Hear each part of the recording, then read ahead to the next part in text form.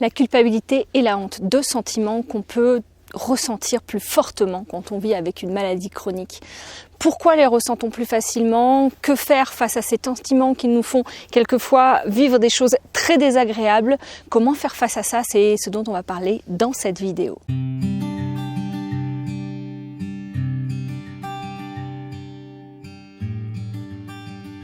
Bonjour à tous, je suis ravie de vous retrouver pour une nouvelle vidéo où aujourd'hui on va aborder le thème de la culpabilité et le thème de la honte.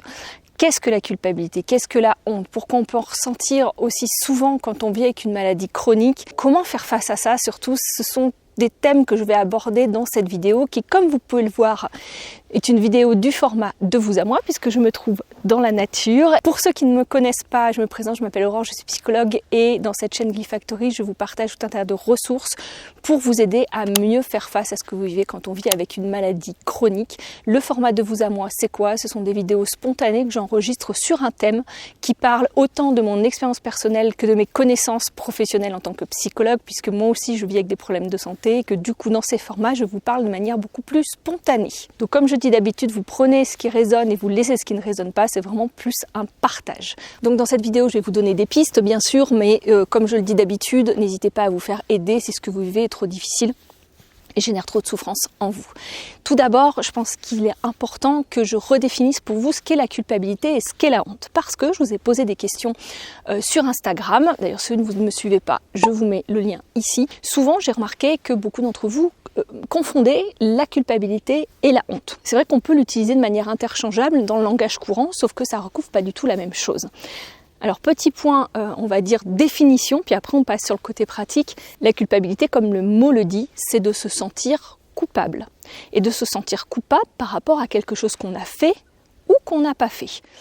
C'est vraiment une sensation désagréable qu'on va ressentir, qui va nous pousser finalement à nous interroger, à nous remettre en question sur l'acte qu'on a pu avoir. Par exemple, si je blesse quelqu'un, eh bien cette culpabilité, ça va me pousser à aller m'excuser, à aller demander pardon ou à faire un acte réparateur. Ça va me pousser finalement à agir d'une certaine manière, et une fois que cette action entre guillemets réparatrice sera menée, si on peut la mener, eh bien à ce moment-là, cette culpabilité, elle va partir. Cette culpabilité, elle est vraiment liée plus à un comportement qui ne serait pas en accord avec nos valeurs, pas en accord avec certaines règles morales, etc., etc. La honte, c'est bien différent parce que ça se manifeste vraiment dans la perception qu'on a de nous-mêmes, dans la façon dont on évalue notre propre valeur. C'est vraiment quelque chose qui va vous toucher beaucoup plus profondément et beaucoup plus durablement par rapport à qui vous êtes. Et ce sentiment de honte, c'est vraiment quelque chose qui va vraiment être en lien avec la valeur que vous vous accordez. C'est pas forcément en lien avec un acte que vous auriez fait, que vous n'auriez pas fait. C'est vraiment plus, ça vient toucher le je ne suis pas capable, je ne suis pas assez, je ne mérite pas, je n'ai pas de valeur, je ne suis pas intéressant, je ne suis pas utile, je ne sers à rien, etc., etc. Alors que la culpabilité, on est vraiment sur quelque chose de plus concret et de plus, on va dire, comportemental. Après, pourquoi souvent on confond les deux? C'est parce que ces deux, je vais dire émotions, même si c'est pas forcément des émotions, mais ça sera plus simple. Ces deux émotions, ce sont des émotions entre guillemets sociales. C'est-à-dire qu'on les ressent parce qu'on vit dans un contexte social, parce que en tant qu'être humain, on est un être social, qu'on a besoin des autres, qu'on évolue en société, et que dans ce cadre-là, pour évoluer en société, on a des règles, on a des façons de nous conduire, on a des choses qui vont nous permettre finalement de nous adapter aux autres, de vivre en société pour que tout se passe bien.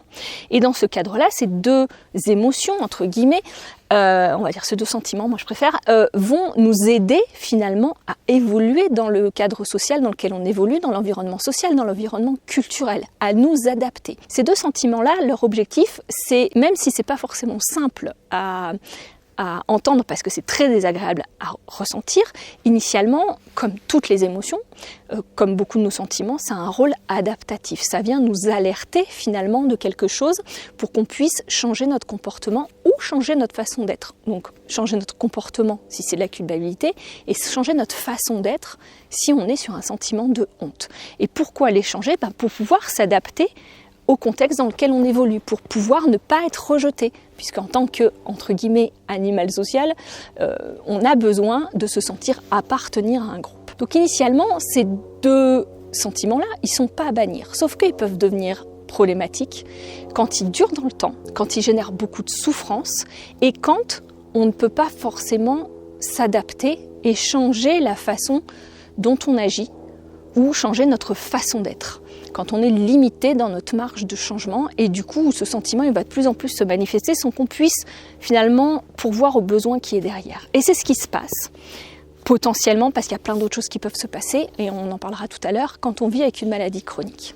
Parce que d'une, on va être limité dans ce qu'on peut faire, c'est-à-dire qu'on va perdre tous nos repères. Et on va perdre tous nos repères, ça va aussi toucher aussi bien nos repères personnels que nos repères en tant qu'être social, en tant que personne qui intervient dans des groupes sociaux. Je m'explique. On peut perdre sa vie professionnelle, donc notre rôle professionnel, cette partie de notre identité, on peut la perdre. On peut perdre notre rôle au sein, enfin pas perdre, mais en tout cas perdre les repères liés à nos rôles dans notre vie familiale, parce que par exemple, on ne peut plus s'occuper des enfants comme on s'occupait avant. Il y a plein de choses qu'on ne peut plus faire. Et du coup, ce qui va se passer, c'est qu'on perd toute une partie, entre guillemets, en tout cas, elle doit se transformer de notre identité sociale, de qui j'étais en tant que mère, en tant que père, de qui j'étais en tant que professionnel, de qui j'étais en tant qu'ami. En fait, vous ne pouvez plus agir comme avant, vous ne pouvez plus aider comme avant, vous ne pouvez plus contribuer comme avant, sauf que derrière, on va dire, c'est comme si les règles qui guident vos actions n'avaient pas été mis à jour en même temps que les limitations que vous avez. C'est-à-dire que vous continuez à avoir ces règles pour être une personne qui a de la valeur à mes propres yeux, mes règles sont je dois être quelqu'un qui aide les autres, je dois contribuer, je dois faire du mieux possible pour aider mes enfants, je dois faire ci, je dois faire ça. Et en fait, vous vous retrouvez, si vous voulez, entre ces règles-là que vous aviez eues depuis toujours, ces règles qui dictaient votre cadre de vie, vos actions, vos façons de fonctionner, et qui étaient vraiment en lien avec vos valeurs, c'est-à-dire avec qu'est-ce qui compte pour moi. Ce qui compte pour moi, c'est vraiment la famille, ce qui compte pour moi, c'est vraiment d'aider, de contribuer. Et là, je me trouve dans une situation où je ne peux plus pourvoir ces besoins-là et où du coup j'ai toujours ces règles-là et j'agis différemment. Eh bien, quand on a ces règles-là, ces croyances-là, cette façon de fonctionner-là et qu'on agit différemment, eh bien qu'est-ce qui se passe ? Il y a une espèce de tension qui se crée. Et cette tension, elle peut se manifester par beaucoup de culpabilité. C'est-à-dire qu'au lieu de se dire ce n'est pas de ma faute et je vais revoir ma grille de conduite, je vais revoir comment je peux pourvoir mes valeurs, je peux satisfaire mes besoins au regard des limitations que j'ai tout de suite. Eh bien, au lieu de faire ça, quelquefois, eh bien, on va tout de suite culpabiliser notre comportement et se culpabiliser nous.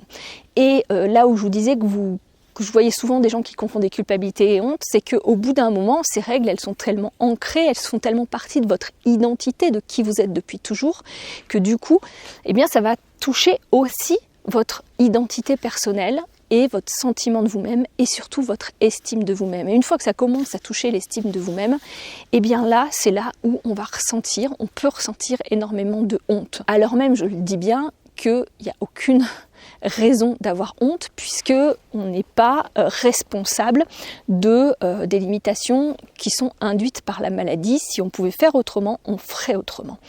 Mais pourquoi cette honte, elle peut s'immiscer comme ça, elle peut devenir tellement envahissante ? Eh bien, parce que jusqu'à présent, peut-être, et ça c'est une hypothèse, une fois de plus, allez voir un psychothérapeute si vous souffrez et validez certaines hypothèses et peut-être qu'il pourra vous en proposer d'autres, mais une des hypothèses possibles, c'est que jusqu'à présent, on avait des stratégies adaptatives, on avait des façons de nous comporter qui nous permettaient de ne pas ressentir ce sentiment de honte qui peut-être, ou de manque d'estime de soi, qui peut-être est là depuis très longtemps. On le palliait d'une autre manière. On le palliait en travaillant beaucoup et en ayant un statut social qui nous permettait de nous sentir fiers de nous sentir forts, de nous sentir puissants, de nous sentir appartenir. Et du coup, on ne ressentait beaucoup moins ce sentiment de « je ne sers à rien, je ne suis pas utile, je n'ai pas de valeur » parce que notre valeur, on l'a trouvée là. On était quelqu'un qui répondait toujours présent auprès des autres parce qu'on se sentait utile, on se sentait aidé, on se sentait en connexion avec les autres et ça nous faisait nous sentir en sécurité.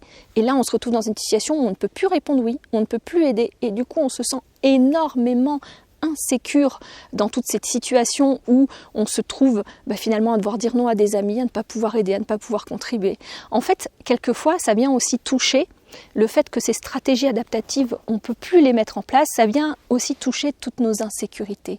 Toutes ces insécurités qu'on n'avait pas forcément touchées du doigt jusqu'à présent parce qu'on avait pu les pallier autrement. On avait pu agir d'une façon où finalement le besoin il était pourvu d'une autre manière, même si finalement c'était entre guillemets un petit peu bancale parce qu'au final on n'était pas vraiment complètement en sécurité avec nous-mêmes, mais en tout cas on se sentait en sécurité pour agir dans le monde, là on se retrouve en perdant nos repères à se sentir complètement insécure. Et au lieu de se sentir insécure, eh bien on va sentir beaucoup de honte et on va ressentir beaucoup de culpabilité. Ça, bien sûr, ce ne sont que des pistes, des hypothèses, il y en a plein d'autres. Il y a plein d'autres choses qui peuvent expliquer qu'on ressent beaucoup de culpabilité ou beaucoup de honte en fonction de comment on s'est construit, en fonction de notre système d'attachement, en fonction de ce qu'on a vécu, en fonction des traumatismes que vous avez pu vivre, en fonction de vos valeurs, en fonction des règles de vie qui dictent vos actions et du coup en fonction surtout de ce que limite et de ce qu'empêche la maladie.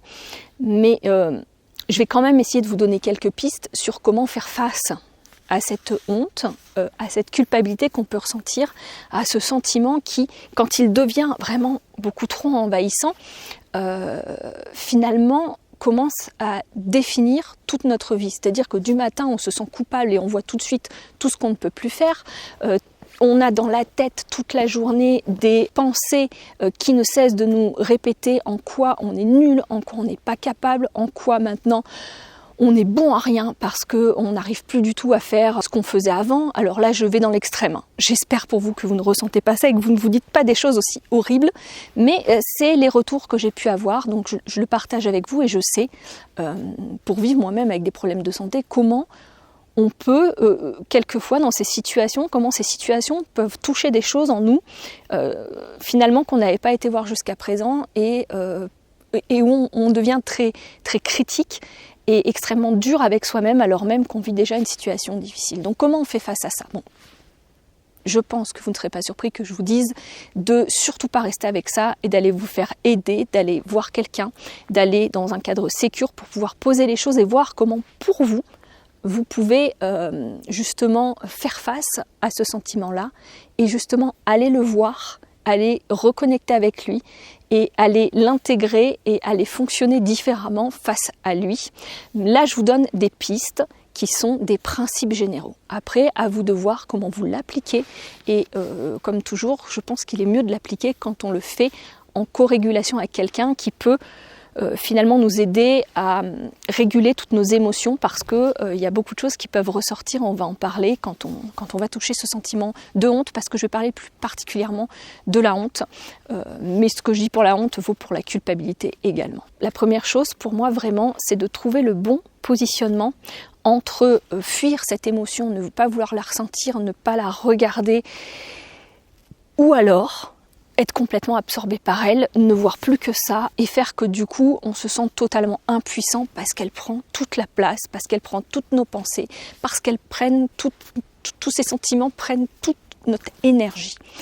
Le principe étant de trouver le bon positionnement entre je me connecte à ça, j'observe ce qu'il se passe en moi, mais je ne me laisse pas absorber par ce qu'il se passe en moi. Et c'est pour ça que je vous dis que c'est intéressant de se faire accompagner pour pouvoir apprendre à pouvoir regarder ce qui se passe en soi, ce qui peut quelquefois déclencher une tempête émotionnelle assez intense et voir une augmentation des symptômes parce que ça active beaucoup.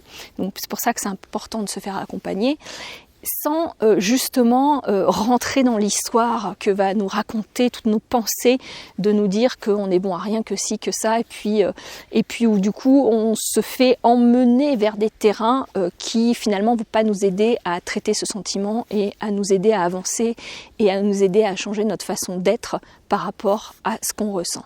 L'idée étant de vraiment se désidentifier de cette émotion. Et c'est particulièrement difficile quand c'est une émotion de honte parce qu'elle touche notre identité. C'est-à-dire de réussir à voir que tout ce qui est dit, tout ce qui vous est dit, parce que finalement c'est quelque chose d'automatique dans ces moments-là, sur votre valeur, sur votre capacité, ce n'est qu'une part de vous finalement qui essaie en quelque sorte de vous protéger. Alors vous allez dire, mais en quoi elle essaie de me protéger cette part de moi ? Parce que je vois pas du tout ce qui peut me protéger de me dire des choses aussi horribles. Bah oui, mais elle essaye de vous protéger parce que elle essaye de trouver finalement un espèce de sens à quelque chose qui n'en a pas trop. C'est-à-dire qu'elle essaie d'une manière ou d'une autre de vous faire changer pour que vous puissiez évoluer finalement différemment dans ce contexte social où vous n'avez plus trop vos repères, vous ne savez plus trop qui vous êtes parce que du coup, qui je suis si je ne suis plus le parent que j'étais, qui je suis si je ne suis plus le professionnel que j'étais, qui je suis si je ne suis plus l'ami que j'étais. Donc ça génère beaucoup d'incertitudes et il va chercher surtout à retrouver du contrôle. Et pour retrouver du contrôle, il va faire sens. Et pour faire sens, il va du coup, pour faire sens de cette situation qu'on n'a pas vraiment, parce que quand on est malade, ça nous tombe dessus, et quand on ressent des symptômes qui sont illogiques et on ne peut plus rien anticiper, c'est compliqué de trouver de la certitude et de trouver du sens.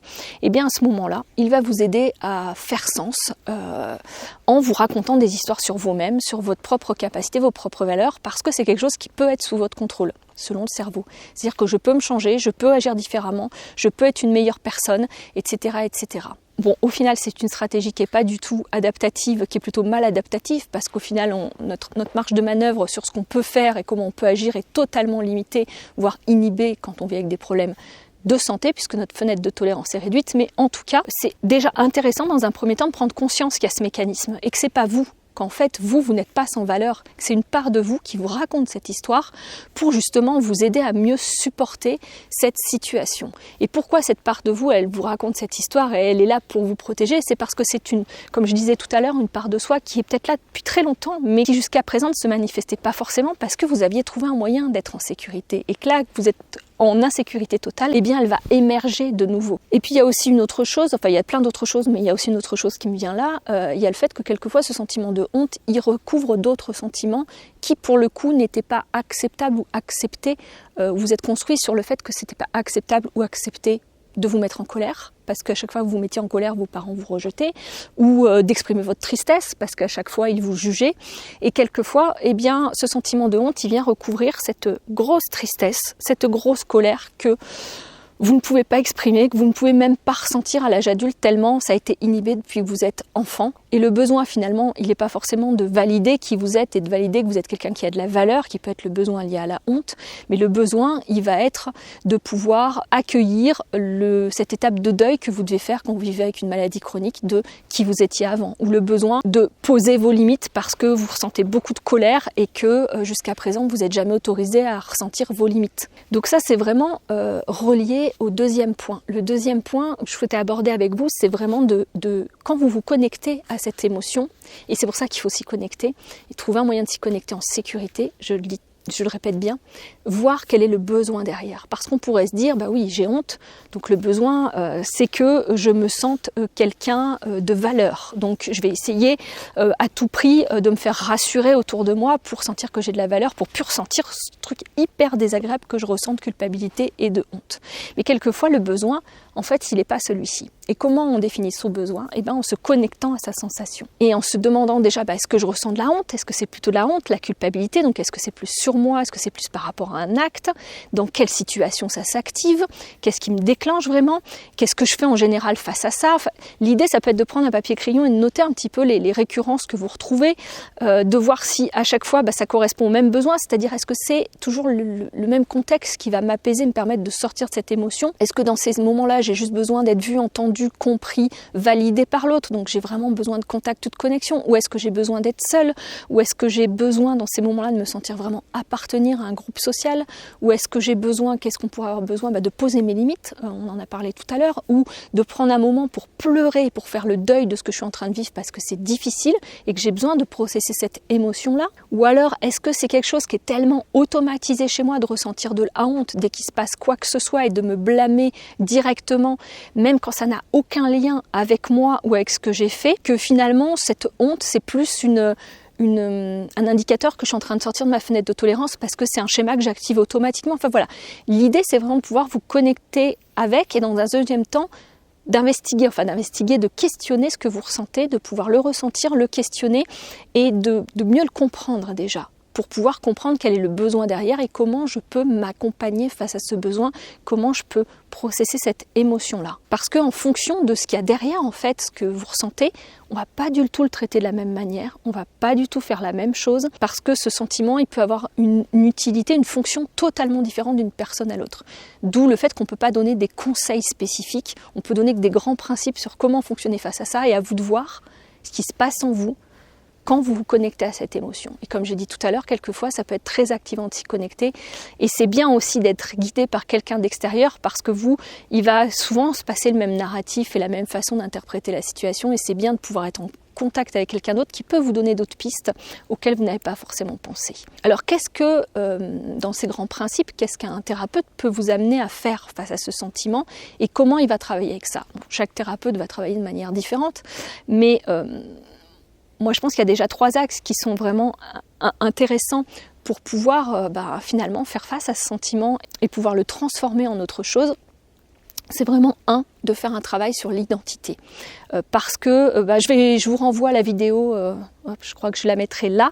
D'ailleurs, c'est assez marrant parce que je crois que je l'ai tournée au même endroit, où je vous parlais de l'identité, de comment la maladie impacte notre identité. Parce qu'elle ramène à la question qu'on ne se pose jamais de qui je suis en dehors de mes actes. Et c'est exactement ce qui fait qu'on peut ressentir beaucoup de honte et de culpabilité, c'est que finalement on se définit souvent par rapport à ce qu'on fait et ce qu'on peut faire. On est une personne profondément gentille parce qu'on aide les autres. On est quelqu'un d'extraverti, de chaleureux parce que dans nos relations, on va toujours dans les relations vers les autres et on est toujours souriant, on est toujours de bonne humeur. En fait, on a beaucoup lié qui je suis à quelle est mon identité sociale, comment je réagis avec les autres, comment j'agis. Et c'est logique d'ailleurs, parce que ça nous fait un feedback par rapport à qui on est, comment on réagit. Mais en fait, il y a tout un shift à faire, en fait un changement à faire quand on est malade et qu'on ne peut plus faire grand-chose. Vous êtes quand même vous-même. Sauf que vous-même, c'est pas tout ce que vous pensiez et c'est très déstabilisant. Vous-même, c'est pas non plus vos réactions, c'est-à-dire les réactions que vous pouvez avoir qui sont liées au fait que physiologiquement, il y a beaucoup de choses, l'homéostasie a du mal à se maintenir et que du coup, il y a peut-être des sentiments de colère qui émergent ou il y a peut-être une tristesse énorme qui émerge et du coup, on peut se relier à ces émotions. Vous n'êtes ni vos émotions, ni vraiment ce que vous faites au quotidien. En fait, ce que vous êtes, c'est beaucoup plus complexe que ça. Je vous laisserai aller voir cette vidéo. Je ne vais pas redire tout ce que j'ai dit sur cette vidéo, mais en tout cas faire un travail sur l'identité et sur retrouver qui je suis, me reconnecter à mes valeurs et à comment je peux incarner qui je suis, même si je passe mes journées couchée au lit et que je ne peux rien faire et que je ne peux plus être la mère, être le père, être le professionnel que j'étais, être l'ami que j'étais, eh bien c'est quelque chose qui est vraiment intéressant et qui va vous aider à apaiser ce sentiment de honte et qui va vous aider à ne plus vous sentir coupable. C'est vraiment la première chose, je pense, qui est vraiment intéressante à traiter dans le cadre d'une thérapie. Deuxième chose, ça va être de remettre à jour, comme je disais tout à l'heure, toutes ces règles de vie, finalement, qui sont l'intégration des normes sociales, des normes qu'on a eues quand on était enfant, de comment on a été éduqué, puis de ce qu'on a rajouté nous aussi. C'est vraiment de les remettre à jour par rapport à ce qu'on vit tout de suite. Déjà, de prendre conscience des règles qu'on a, qui sont nos propres règles et qui sont souvent des croyances de je dois faire ci, je dois faire ça, je dois être ci, je dois être ça pour être une bonne personne, pour être quelqu'un de valable, etc., etc. C'est vraiment de faire ce travail de voir nos exigences personnelles, où jusqu'à présent on ne le voyait pas forcément parce qu'on arrivait à s'y adapter, et de se questionner sur est-ce que c'est vraiment pertinent pour moi, est-ce que je crois vraiment ça, est-ce que c'est vraiment pertinent d'être telle ou telle chose, d'agir de telle ou telle manière. Est-ce que alors c'est un peu compliqué à faire avec soi-même, mais est-ce que quand je le projette sur quelqu'un, sur une de mes amies, j'ai la même exigence ? Est-ce que je lui demanderai d'atteindre ces objectifs-là pour pouvoir être une bonne amie ou être un bon parent Et vous allez vous rendre compte qu'en fait, on est extrêmement exigeant avec nous-mêmes.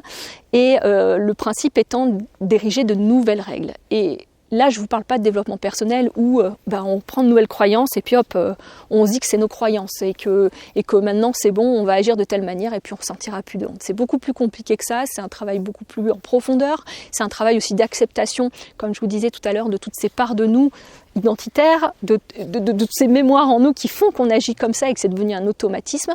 C'est tout un travail plutôt d'acceptation et d'accueil de ce qu'on ressent, d'agir différemment, j'allais dire. Et quand je parle d'agir, je ne parle pas d'agir physiquement, c'est-à-dire qu'on peut agir dans son lit. On peut agir en se disant, eh bien, au lieu de rejeter ce sentiment, au lieu de rejeter cette colère, au lieu de me dire je ne devrais pas ressentir ça, eh bien, je vais prendre un moment pour respirer à travers ça. Je vais prendre un moment pour l'accueillir, je vais prendre un moment pour m'écouter, je vais prendre un moment pour me valider, je vais prendre un moment pour m'aimer, pour m'apporter de la compassion dans ce moment difficile, au lieu de me rejeter. Ça, c'est une action. Une action, ça n'a pas besoin d'être quelque chose de physique, ça n'a pas besoin d'être quelque chose qu'on prouve à l'autre. Une action, c'est vraiment un mouvement intérieur envers soi-même. Et de la même manière, c'est compliqué à faire seul, donc n'hésitez pas. Je dois le dire 15 000 fois dans cette vidéo, mais je sais que tellement de gens cliquaient peut-être sur cette vidéo en voyant le titre pour avoir des réponses toutes faites et applicables à tous, mais ça ne fonctionne pas comme ça. Sinon, plus personne ne serait malade, tout le monde serait en bonne santé mentale. Et le troisième point que je voulais aborder avec vous, et qui est aussi un point qu'on aborde en thérapie, c'est vraiment comment je fais sens de cette situation. Le sens qu'on donne aux choses, c'est encore une action qu'on peut faire, qu'on peut choisir. Même si automatiquement, il y a un sens qui va se mettre automatiquement et que toutes nos règles, justement, vont nous amener à agir d'une certaine manière et à penser d'une certaine manière, on peut prendre le temps d'accueillir ça et de dire « Ok, j'ai cette manière de voir les choses, mais je peux aussi faire sens de cette manière-là, de cette situation. Et qu'est-ce qui est, finalement, ressentir en soi, qu'est-ce qui est le plus douloureux, le moins douloureux. Je ne vais pas aller dans les détails parce que là, ma vidéo dure déjà, je pense, très longtemps, je m'emballe. Je vous mettrai un lien ici vers une vidéo où je vous parle de cette notion de sens. Je vous encourage à aller la voir. Si vous avez des questions, n'hésitez pas à me les mettre en commentaire. Je ferai peut-être des petits reels sur le sujet sur Instagram, parce que là, j'ai abordé plein de principes de manière très très générale. Mais je pense que déjà d'avoir les principes peut vous aider à peut-être oser pousser la porte d'un thérapeute et aller voir quelqu'un pour vous aider. Surtout, ne restez pas dans ces sentiments s'ils sont difficiles pour vous, et si vous sentez que vous tournez en rond et que ça rajoute de la souffrance morale à la souffrance physique que vous vivez déjà. Je vous dis à très bientôt, et comme d'habitude, de bien prendre soin de vous. Au revoir.